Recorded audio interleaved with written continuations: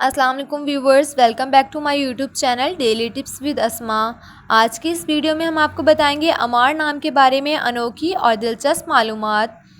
अमार नाम का शुमार लड़कों के नामों में होता है। अमार एक इस्लामी नाम है। अमार नाम की इब्तदाई तारीख़ उर्दू ज़बान से निकलती है। अमार नाम के अफराद के लिए खुशकिस्मत नंबर 4 माना जाता है। माहिरीन के मुताबिक अमार नाम के लड़के बहुत नेक सीरत होते हैं। अमार नाम का मतलब है पगड़ी, ताज। अमार नाम के लड़कों के लिए खुशकिस्मत दिनों में बुध, जुम्मा और हफ्ते का दिन शामिल है। अमार नाम के अफराद के लिए मुआफिक रंगों में नीला, पीला और सफ़ेद रंग शामिल हैं। अमार नाम के अफराद के लिए मुआफिक पत्थरों में हीरा पत्थर शामिल है। खुशकिस्मती वाली धातों में हिस्सों के हिसाब से चांदी और तांबा शामिल है।